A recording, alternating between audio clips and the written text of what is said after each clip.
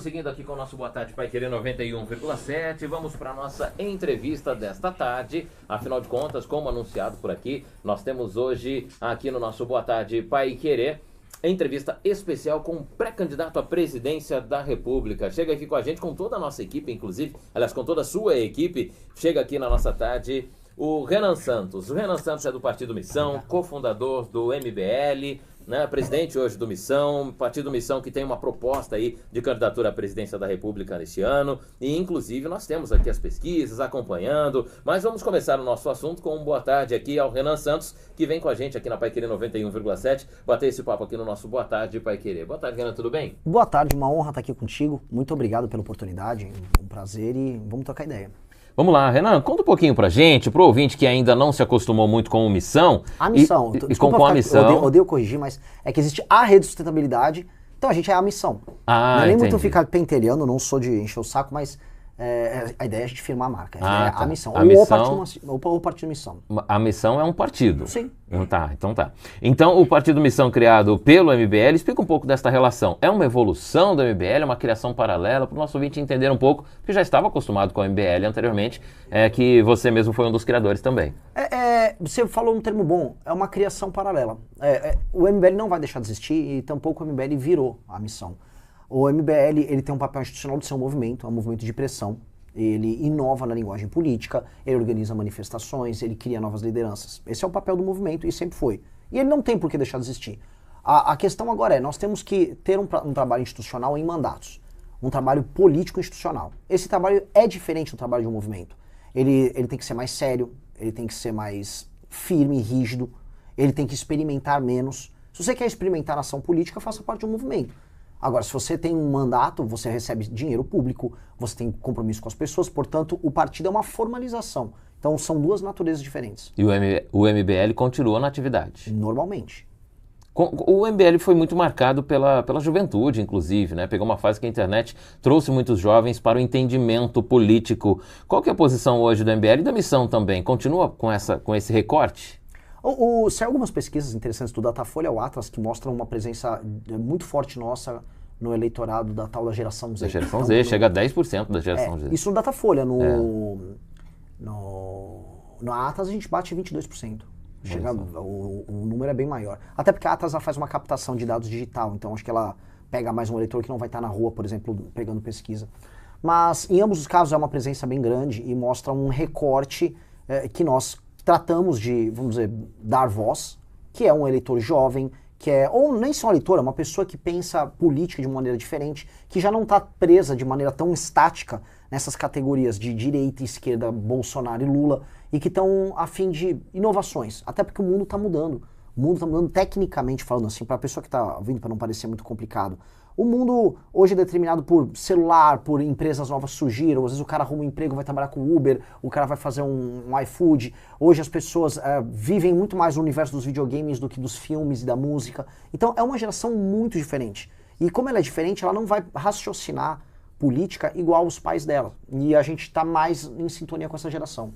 Boa, curioso esse tema que o MBL traz, a Missão traz, porque não é só uma mudança geracional, né? Uma mudança disruptiva de comportamento também. E dentro das ações da juventude, Renan, a gente percebe que tem muitos adultos com esses hábitos, né?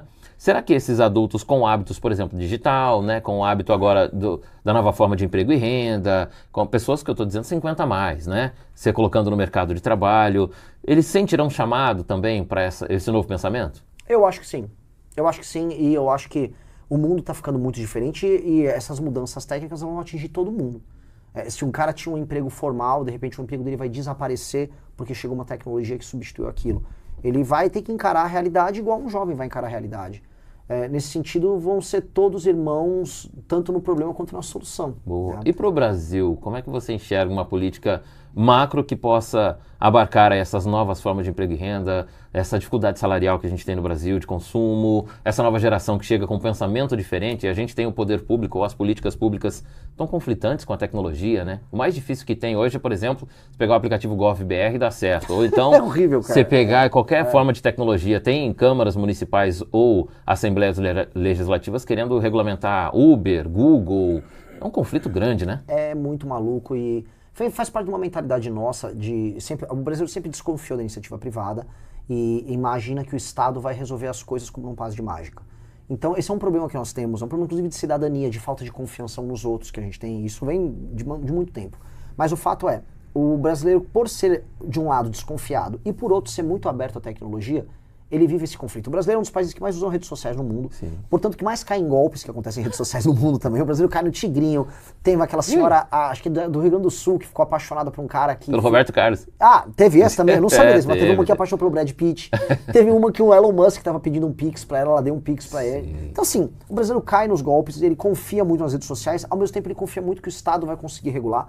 Então, o brasileiro é meio confuso, e as leis refletem isso. E, portanto, a gente meio que nunca consegue aproveitar de verdade o impulso que a tecnologia pode trazer. A gente sempre fica num meio termo. E esse meio termo causa conflito e faz com que a gente nunca ande como outros lugares. É tudo muito estranho no Brasil. No Brasil, posso explicar, lá nos Estados Unidos, os sistemas de transparência para gasto público, por exemplo, eles são muito menores do que no Brasil. No Brasil, o controle de transparência não só de mandatos, mas de câmaras legislativas e tal, é enorme. As pessoas conseguem checar. Nos Estados Unidos não é. Nos Estados Unidos é bem difícil você conseguir essas informações. Ao mesmo tempo, os Estados Unidos têm leis muito abertas para que as pessoas usem aplicativos e criem novos modelos de negócio. Aqui não. Então, como levar o melhor dos dois mundos? Eu acho que o Brasil tinha que ser transparente, usar tecnologia no setor público a nosso favor, e ao mesmo tempo o Brasil pode ter regras claras, regras, por exemplo, trabalhistas muito simples, para entender que nesse novo mundo, a própria ideia de emprego formal vai ficar cada vez mais restrita a uma minoria, muito pequenininha, porque vai mudar. Se é para bem, se é para o mal, a gente pode discutir, mas é uma realidade que chegou. É igual a gente ficar falando, mas eu ainda quero usar minha máquina de escrever, eu quero ser um datilógrafo. Cara, não vai mais existir isso. Que a gente se adapte a uma nova circunstância. Mas e você como pré-candidato à presidência, precisava também pensar e vai debater muito isso sobre como um ministério, por exemplo, se coloca nessa nova realidade, né?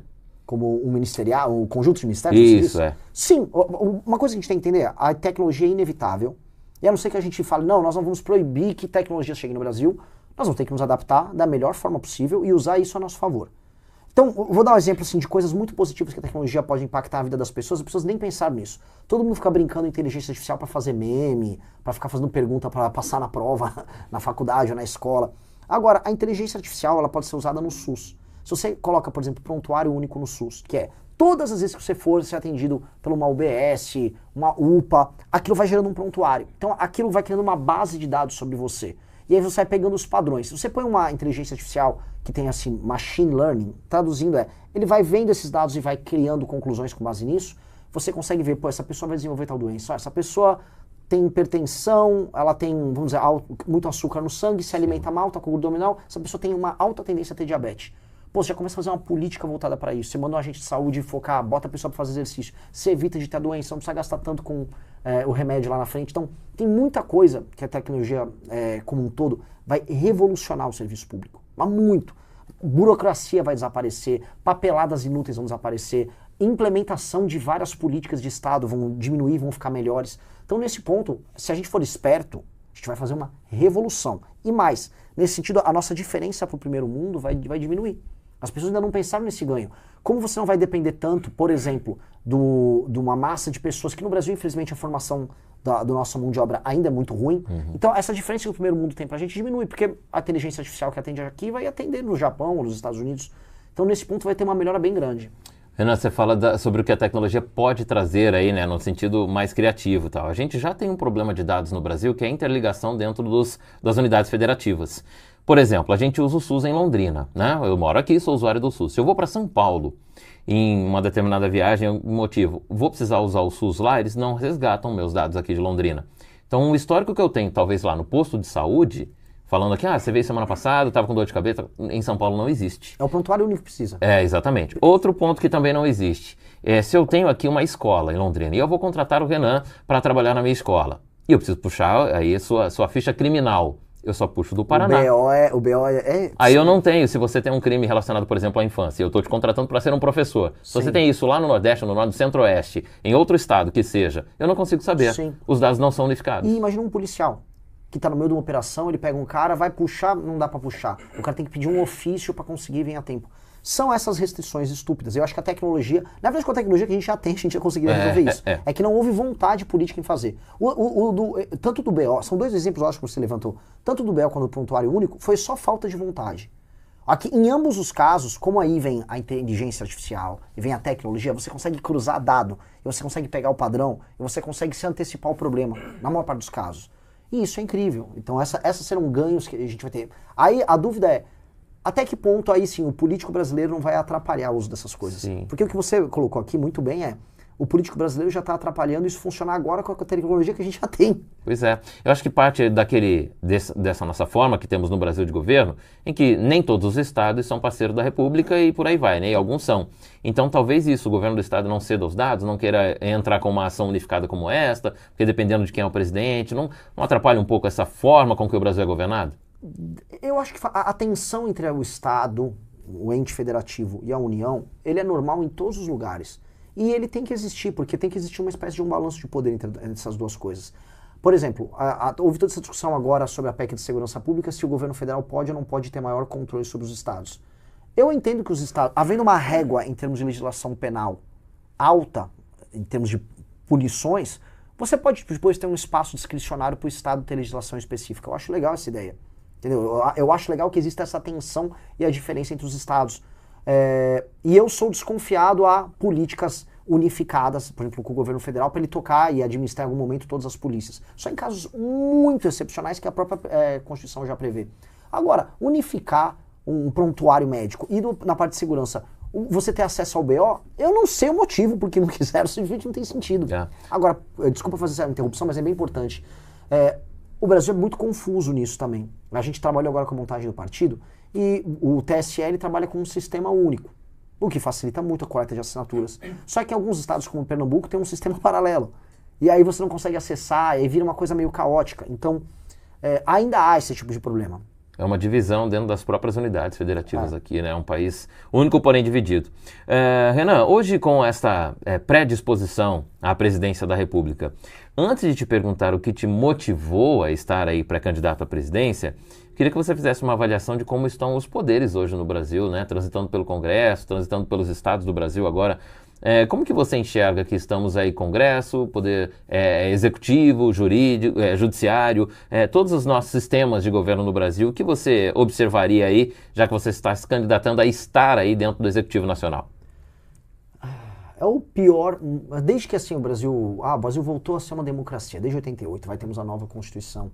Esse é o pior momento de todos, de longe o pior momento de todos. Você tem, começando pelo Congresso, para quem está nos ouvindo, hoje a função do deputado federal é administrar emenda.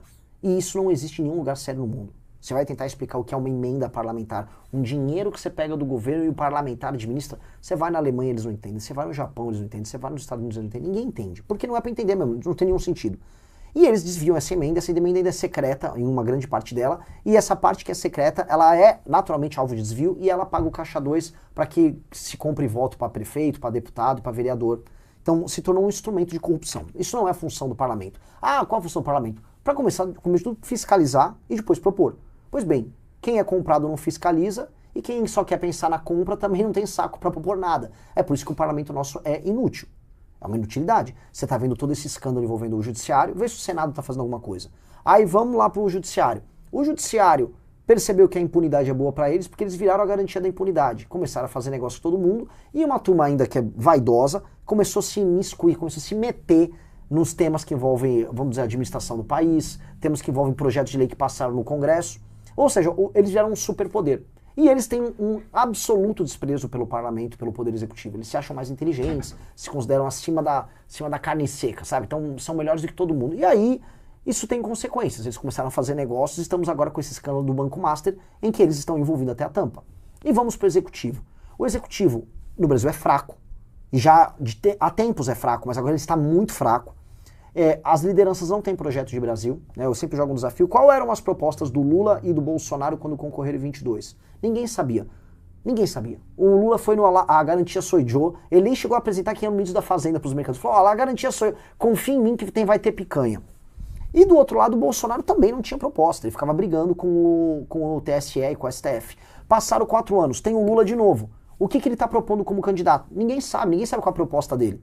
E o Flávio Bolsonaro, o máximo a gente sabe é que ele quer soltar o pai dele. Então, no fim do dia, o executivo padece de lideranças boas e você tem pessoas populares usando o nome ou sobrenome para participar da eleição. É um momento horrível. Por isso que a gente está vivendo uma crise horrorosa. E essa república, a meu ver, ela está caindo. Está caindo de madura. É um pior momento, assim. E a gente já viveu crise. Viveu o Collor, viveu crises no Mensalão, Petrolão, fora Dilma. O Brasil já passou por um monte de crise. Crise lá com o Bolsonaro. Essa aqui é a pior de todas. Porque é aquela crise que ficou silenciosa, porque as pessoas se cansaram de reclamar. A população largou mão. A população... Agora não estou nem falando como pré-candidato, tá falando como um cara de movimento. Eu nunca vi a população brasileira tão... dane-se, sabe? Descrente, né? Descrente, Total. não tá dando bola mais pra nada. Renan, a gente faz parte, provavelmente, da mesma geração. Quem nasceu nos anos 80 viveu aí a redemocratização por tabela, porque foi conquistado por quem era jovem na época, e passou uma infância ali nos governos Fernando Henrique, por aí vai, e a gente, na adolescência, viu Lula no poder, depois essa troca mais recente que a gente entende. Quando a gente fala hoje sobre um Congresso ruim, ou que poderia ser mais ativo, a gente lembra que na nossa infância houve uma constituinte no Brasil. E um Congresso comprometido, outros políticos, outros cenários. O Brasil é outro, mas os políticos também são outros, né? Você acha que se hoje fosse proposta uma constituinte, nós teríamos um Congresso capaz de votar uma constituinte como foi lá no começo no final dos anos 80? Esse Congresso, com certeza não. Não que aquele Congresso fosse brilhante. A gente não pode cair no erro de romantizar o passado, mas a gente pode falar com certa tranquilidade que o jeito que o Congresso funcionava era melhor do que agora. Não só a gente teve uma coisa nova, que são, sei lá, os candidatos influencers de todos os lados. A gente tem um centrão, hoje, que é muito poderoso, e um baixo clero, que são basicamente aqueles caras que se elegem comprando voto, que manda. Naquela época, o baixo clero não mandava. Por isso o baixo clero. Por isso, ele ficava embaixo, assim. Quem mandava, Ulisses mandava pelo MDB, você tinha a turma do Fernando Henrique Montoro, a turma que mandava no PSDB, controlava o PSDB. Então você tinha pessoas sérias no fim do dia de cada partido que se reuniam e decidiam o que acontecia, e o baixo clero, vem aqui e vota. Hoje o baixo clero quer mandar, quer roubar, quer participar. A Câmara dos Deputados é comandada, a pessoa precisa entender, por um cara de Patos na Paraíba, que se pedir para falar, aponta no mapa onde está Londrina, ele não sabe. O Hugo Mota, a preocupação do presidente da Câmara é como ele vai eleger um parente dele lá em Patos, na Paraíba. Ele é um homem pequeno. Antes era o Arthur Lira de Arapiraca, em Alagoas. O Arthur Lira é um idiota. Quem que eu vou falar de um cara desse? É um cara do baixo clero? Todos esses caras do baixo clero... Alcolumbre, presidente do Senado Alcolumbre do Amapá. Em que cenário um lugar muito pobre, muito mal administrado como o Amapá, vai ter o presidente do Senado de um país rico entre aspas, como o Brasil? Isso não é sério. Então, houve isso, esse é um problema que aconteceu, e não dá para tocar uma constituinte com isso. Se quiser ter uma constituinte, tem que ter certas características. Por exemplo, para você participar da constituinte, você fica inelegível por 16 anos. Para quem quiser participar de um processo de uma Assembleia Constituinte, entender assim, eu não vou usufruir politicamente disso. Aí todos esses caras não vão ter nenhum interesse em participar. Mas você acha que nesse cenário, então, teríamos que voltar ao regime antigo que tem um alto clero, que melhor... manipula ali dentro do processo, porque se o baixo clero, estando hoje protagonista, é fraco, antes a gente tinha um alto clero que também negociava por interesses, né? Sim, não estou falando que o alto clero era incrível. O que eu estou falando é que pelo menos havia algum tipo de interesse nacional. Hoje não há nenhum interesse nacional. Hoje não há. E isso é muito claro pelas decisões que estão sendo tomadas sobre temas de interesse nacional ultimamente. Eles são ou jogados de lado ou votados de uma maneira solta. E quando eu digo solta, você vai com um projeto de lei, o deputado Kim Kataguiri, ele é do nosso grupo, ele mandou um projeto, passou na Câmara envolvendo segurança pública. O Senado aguou todo o projeto saiu fraco porque eles estão preocupados se isso pode incidir sobre um parceiro deles. Esse tipo de coisa mostra um descolamento deles com a realidade social do Brasil. As pessoas estão cansadas de ter um celular roubado. É um projeto que aumentava a pena para furto, roubo e receptação. É um projeto que deveria ser incontroverso, tanto que ele foi votado quase de maneira incontroversa, praticamente todos os lados, direita e esquerda, votaram a favor, mas eles precisavam aguar. Eles precisam diminuir o peso do projeto, para o projeto ficar em alguma medida inócuo. Então isso aí é o que é desesperador no Brasil, a falta de compromisso institucional com coisas que importam.